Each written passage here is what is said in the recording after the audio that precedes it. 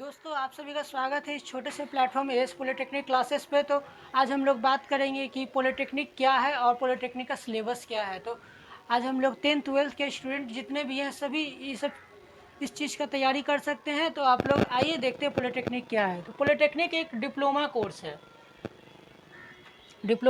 जो 10th और 12th के बच्चे कर सकते हैं, जिसमें लगभग ये 3 सालों का कोर्स है। 3 साल का कोर्स है और इसमें एक छोटा सा एंट्रेंस एग्ज़ाम कंडक्ट कराया जाता है जो लगभग 90 नंबर का होता है, जिसमें फिज़िक्स में लगभग 30 क्वेश्चन रहते हैं, जो एक क्वेश्चन मात्र 5 नंबर का होता है, यानी कि 150 मार्क्स का। और केमिस्ट्री में भी 30 नंबर का क्वेश्चन रहता है, 30 क्वेश्चन, जो एक क्वेश्चन 5 नंबर का होता है, जो 150 मार्क्स का होता है। और मैथ में भी 30 क्वेश्चन होता है, जो 1 नंबर का होता है, इसमें भी 5 नंबर मिलता है और ये भी 150 मार्क्स का है, यानी कि लगभग 450 मार्क्स का आपका पेपर होता है, जिसमें आपको लगभग 200 भी नंबर ले आएंगे तो आपका सिलेक्शन पक्का है इस पॉलिटेक्निक कोर्स में। यदि आपको ये करना चाहते हैं तो हमारे चैनल को लाइक कीजिए, सब्सक्राइब कीजिए और कमेंट कीजिए और साथ साथ शेयर कीजिए और बताएं कि कौन से ब्रांच से पॉलिटेक्निक करना चाहते हैं। इसमें बहुत सारे ब्रांच होते हैं, आइए हम लोग ब्रांच के बारे में जानते हैं। तो ब्रांच हम लोग का है civil, mechanical mechanical, electrical electrical electronic COMPUT, computer SCIENC। ये सब बहुत सारे ट्रेड होते हैं, इससे भी और कई सारे ट्रेड होते हैं, लेकिन सरकारी इंस्टीट्यूट में ज़्यादातर यही सब ट्रेड पे फोकस किया जाता है, इसीलिए हम लोग इस ट्रेड पे फोकस किए हैं। आइए आज हम लोग बात करेंगे फिजिक्स के सिलेबस के बारे में। चलिए आज हम लोग फिजिक्स के सिलेबस को देखेंगे। आज हम लोग, आप लोग सोच रहे हैं कि 10th और 12th का सिलेबस से रिलेटेड है, तो हाँ, 10th और 12th का सिलेबस से रिलेटेड है, क्योंकि देखिए 10th के भी बच्चे देते हैं, 12th के भी बच्चे देते हैं। यदि देखा जाए तो 12th के बच्चे और ज़्यादा ये कर देते हैं, क्योंकि उनके पास थोड़ा ज़्यादा नॉलेज होता है, जिसके कारण वो पॉलिटेक्निक अच्छे से निकाल लेते हैं, लेकिन 10th के बच्चों को थोड़ा दिक्कत होता है। लेकिन आइए हम लोग देखते हैं फिजिक्स का सिलेबस कितना आसान है और कितना हार्ड है। चलिए आइए तो शुरू करते हैं हम लोग फिजिक्स का सिलेबस क्या है। तो चलिए स्टार्ट करते हैं। देखिए सबसे पहले हम लोग मापन देखेंगे। मापन क्या होता है? किसी भी चीज़ को मापते हैं उसी को ही मापन कहा जाता है। जैसे कि हम लोग किसी भी दूध तेल को मापते हैं, क्या चीज़ में मापते हैं? तो उसको केजी में मापते हैं। जैसे कि द्रव्यमान हो गया कोई, तो उसी तरह से ये मापन हो गया। इसमें हम लोग बहुत सारी चीज़ों को माप सकते हैं, इसी को मापन कहते हैं। तो आइए हम लोग इसी चीज़ के बारे में हम लोग कल डिस्कस करेंगे कि आखिर मापन क्या है। तो चलिए फिर दूसरे वीडियो में हम लोग देखेंगे सदिश और अदिश राशियाँ। सदिश और अदिश राशि का बहुत बढ़िया ट्रिक है, हम आप लोगों के लिए बहुत जल्द वीडियो लेके आ रहे हैं। तो आप लोग हमारे चैनल को लाइक कीजिए, सब्सक्राइब कीजिए और कमेंट करके बताएं कि वीडियो कैसा लग रहा है, और साथ साथ शेयर करें यदि आप लोग हमारे से पढ़ना चाहते हैं तो। चलिए फिर हम लोग बात करेंगे गति। जैसे किसी भी चीज़ में हम लोग गति होता है, जैसे कि हम मान लीजिए हम यहाँ पे खड़े हैं तो हम स्थिर हैं, अब मान लीजिए हम यहाँ चले लगे तो ये हम लोग गति में आ गए हैं।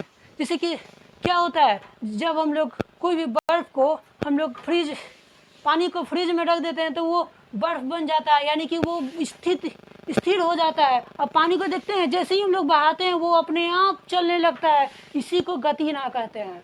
गति हर चीज़ में होता है, जैसे हम लोग चले तो यहाँ भी गति है। चलिए आइए हम लोग इसी चीज़ पे बात करेंगे कि गति क्या है और गति का नियम। आप लोगों ने न्यूटन साहब का नाम तो सुना ही होगा, उन्होंने, आपको पता ही होगा 9th 10th में जरूर पढ़े होंगे गति का नियम। आखिर गति का नियम क्या है? तो इसके लगभग 3 नियम है, उसी चीज़ के बारे में हम लोग आगे चर्चा करेंगे। तो आइए अब हम लोग कार्य ऊर्जा और शक्ति, वर्क टाइम एंड पावर क्या है? किसी भी चीज़ को करने के लिए हम लोगों के पास शक्ति होना चाहिए। बिना शक्ति के ऊर्जा नहीं होती, बिना ऊर्जा के कार्य नहीं होता। इसीलिए हम लोग कार्य और ऊर्जा शक्ति के बारे में पढ़ेंगे और आखिर ये क्या है इसके बारे में हम लोग जानेंगे। तो चलिए छठा चैप्टर हम लोग पढ़ेंगे बल आघूर्ण। बल आघूर्ण क्या है? बल में जो भी हम लोग बल लगाते हैं तो उसमें घूर्णन टाइप का होता है। जैसे कि आप लोग वो क्या बोलते हैं, वो झूला नहीं देखे हैं जो गोल गोल नाचता है, जो ये घोड़ा जैसा होता है, गोल गोल नाचता है, उसी को घूर्णन कहते हैं। वही बल आघूर्ण होता है। जैसे कि हम लोग ये लट्टू नचाते हैं ना, बस वही समझिए, तो वही है बल आघूर्ण। जैसे हम लोग लपेट के ऐसे खींचते हैं तो अपने आप गोल गोल घूमने लगता है, उसी को बल आघूर्ण कहते हैं। उसी के बारे में हम लोग छठे चैप्टर में बात करेंगे। तो दर्द एस्थेटिकी और आर्किमिडीज का सिद्धांत, ये भी एक तरह का बहुत छोटा सा चैप्टर है, इसके बारे में हम लोग बात करेंगे। इसीलिए हमने यहाँ पे एवं लगाया, क्योंकि देखिए आर्किमिडीज और दर्द एस्थेटिकी का सिद्धांत दोनों एक दूसरे से मिलता जुलता है। इसीलिए हम लोगों ने एवं का प्रयोग किया है। दर्द एस्थेटिकी बहुत ही छोटा चैप्टर है। यदि आप लोग पढ़ना चाहते तो हमारे से पढ़ सकते हैं, ट्रिक वाइज पढ़ाएंगे। यदि आप लोग यहाँ तक जुड़े हैं तो प्लीज़ हमारे चैनल को लाइक कीजिए, सब्सक्राइब कीजिए और शेयर कीजिए। और आगे हम लोग बढ़ेंगे फिर कि आठवां चैप्टर क्या है। तो आठवां चैप्टर है सरल लोलक एवं तरंग गति एवं ध्वनि। सरल लोलक क्या होता है? सरल लोलक एक प्रकार का ये होता है जो बहुत ही ये होता है, क्या उसको बोलते हैं, सरल लोलक और तरंग गति। तरंग गति से जो होता है ना ध्वनि निकलता है, उसी से जो तरंग निकलता है ना, उसी को कहते हैं सरल लोलक और तरंग गति और ध्वनि। इसको हम लोग बहुत जल्दी ही पढ़ने वाले हैं। तो आइए हम लोग 9वें चैप्टर की ओर बढ़ते हैं। पदार्थ का अनुगति सिद्धांत, ये भी बहुत छोटा सा टॉपिक है। इसको भी गति में ही हम लोग कवर करने का कोशिश करेंगे। तो आइए हम लोग आगे बढ़ते हैं। तापमिति एवं उष्मीय प्रभाव, 10वां चैप्टर हम लोग का ये है, तापमिति एवं उष्मीय प्रभाव। तापमिति क्या होता है? जो वेपर बनता है ना, उसी को तापमिति कहते हैं। और उष्मीय प्रभाव, जो गैस निकलता है ना, उष्मा उत्पन्न होता है, जिससे गैस होता है ना निकलता है, उसी को उष्मीय प्रभाव कहते हैं। तो हम लोग उसके बारे में बात करेंगे। अब विशिष्ट उष्मा, ये स्पेसिफिक हीट एंड गुप्त उष्मा होता है। ये एक तरह का बहुत केमिकली रूप में ये लोग हम इस चीज़ को पढ़ सकते हैं हम लोग फिजिक्स में। इसको पढ़ना बहुत ही आवश्यक है। ये बहुत ही छोटा टॉपिक है। यदि आप लोग पढ़ना चाहते हो तो जरूर पढ़ेंगे हमारे साथ मिलकर। आइए ऊष्मा संचरण यानी हीट ट्रांसमिशन क्या है इसके बारे में हम लोग बताएंगे। ट्रांसमिशन मतलब हुआ कि एक जगह से दूसरे जगह किसी भी चीज़ को ले जाना, जैसे कि हम लोग हीट को कैसे एक जगह से दूसरे जगह ले जा सकते हैं, उसके बारे में हम लोग बात करेंगे ऊष्मा संचरण में। तो अब हम लोग बात करेंगे प्रकाश का प्रकृति एवं परावर्तन। प्रकाश का प्रकृति क्या है? प्रकाश कैसे निकलता है? ये सूरज की रोशनी जो है ना, वो भी वहीं से प्रकाश लाती है। और सूरज की रोशनी यदि ना होती तो शायद ये धरती काली पड़ जाती। इसीलिए प्रकाश का प्रकृति और परावर्तन के बारे में हम लोग अच्छे से डिस्कस करेंगे बहुत जल्दी ही वीडियो में। आइए हम लोग प्रकाश का गोलीय एवं दर्पणों का अपवर्तन। अब आप सोचेंगे प्रकाश का गोलीय दर्पण क्या होता है? तो इसमें भी दो तरह के लेंस होते हैं। पहला उत्तल लेंस और अवतल दर्पण, और उत्तल दर्पण और उत्तल लेंस और अवतल लेंस होते हैं। तो हम लोग उस चीज़ के बारे में बात करेंगे। और प्रकाश का अपवर्तन, आखिर प्रकाश का अपवर्तन क्या है?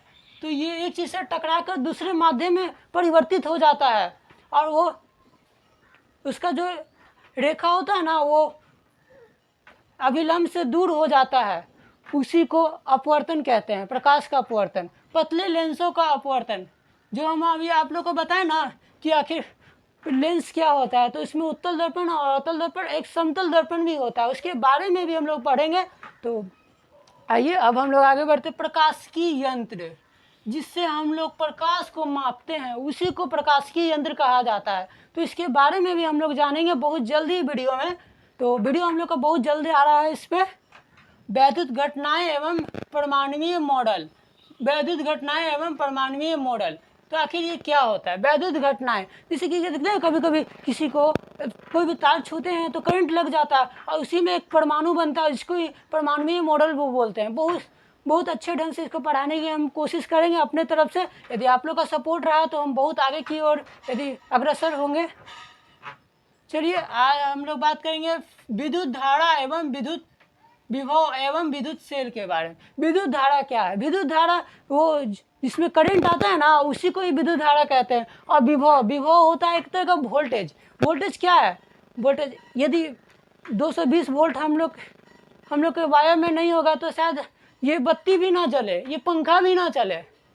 और विद्युत सेल का संयोजन, विद्युत सेल का संयोजन क्या है? विद्युत सेल का संयोजन, उसमें श्रेणी क्रम और समांतर क्रम दोनों बंद होते हैं, जिसके कारण कोई भी सेल को हम लोग जोड़ते हैं जिससे वोल्टेज और वैद्युत धारा निकलती है, उसी को वैद्युत सेल संयोजन कहते हैं। और ओम का नियम इसी में पढ़ना है, वैद्युत धारा में ही। और विशिष्ट प्रतिरोध, ये भी स्पेसिफिक रेजिस्टेंस जो बहुत ही अलग तरीके का होता है, वो थोड़ा अपवाद जैसा होता है, जिसको ही विशिष्ट प्रतिरोध कहते हैं। और सेलों का संयोजन, सेलों का संयोजन जो अभी हम आप लोग को बताया ना, श्रेणी क्रम और समांतर क्रम, उसी को सेलों का संयोजन कहा जाता है। तो आप आगे बढ़ते हैं हम लोग वैद्युत धारा का अनुप्रयोग। इसका वैद्युत धारा का कहाँ कहाँ प्रयोग है? जैसे कि आप लोग तो जानते ही होंगे कि वैद्युत धारा का कहाँ कहाँ प्रयोग है। पंखा चलाने के लिए, टीवी चलाने के लिए, और कोई बहुत सारे कम्युनिकेशन स्किल को सीखने के लिए हम लोग वैद्युत धारा का उपयोग करते हैं। आप लोग को तो पता ही होगा। बस उसी चीज़ को हम लोग बाद में वीडियो में डिस्कस करेंगे।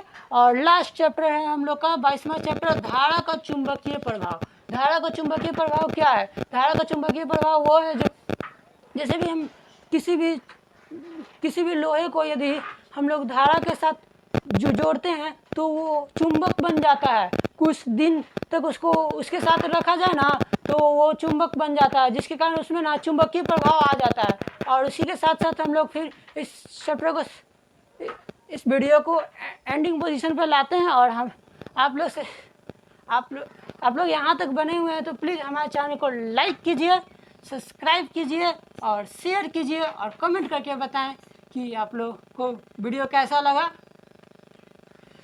और थोड़ा सपोर्ट कीजिए, थोड़ा। Thank you.